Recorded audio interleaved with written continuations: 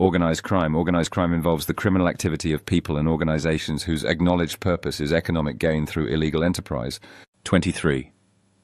These criminal cartels provide the outlawed goods and services demanded by the general public: prostitution, narcotics, gambling, loan sharking, pornography, and untaxed liquor and cigarettes.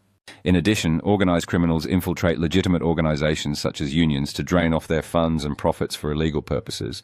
Federal and state agencies have been dedicated to wiping out organized crime, and some well-publicized arrests have resulted in the imprisonment of important leaders.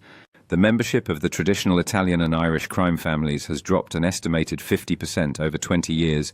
However, new groups including Russian and Eastern European, Hispanic, and African American gangs have filled the vacuum created by federal prosecutors.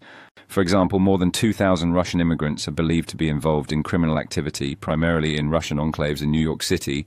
Beyond extortion from fellow Eastern European immigrants, Russian organized crime groups have engaged in narcotics trafficking, fencing stolen property, money laundering, and other traditional organized crime schemes. How much crime is there? How do we measure it?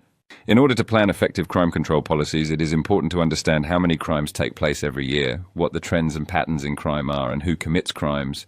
Without such knowledge, it would be impossible to know whether policies were effective and whether they were worth the cost. For example, although many people advocate the use of the death penalty to deter murder, it would be impossible to know whether capital punishment is an effective deterrent unless murder rates and trends could be calculated. Capital punishment might be justified if murder rates fell dramatically soon after the death penalty was imposed. If, however, imposition of the death penalty had little if any effect on murder rates, then justifications for its use would be damaged. Because obtaining accurate crime data statistics is so essential, there are many career opportunities for statisticians in the criminal justice system. See the Careers in Criminal Justice feature. Today, 3 significant methods are used to measure the nature and extent of crime: official data, victim data, and self-report data. Official data, uniform crime reports. Official data on crime refer to those crimes known to and recorded by the nation's police departments.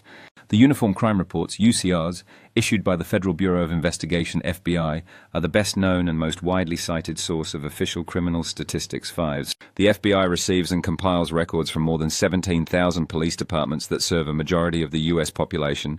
The report's major unit of analysis involves Part 1 crimes: murder and non-negligent manslaughter, forcible rape, robbery, aggravated assault, burglary, larceny, theft, motor vehicle theft, and arson. Exhibit 22 defines these crimes.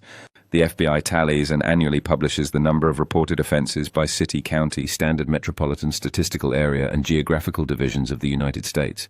In addition to these statistics, the UCR shows the number and characteristics, age, race, and gender of individuals who have been arrested for these and all other crimes, Part 2 crimes, except traffic violations.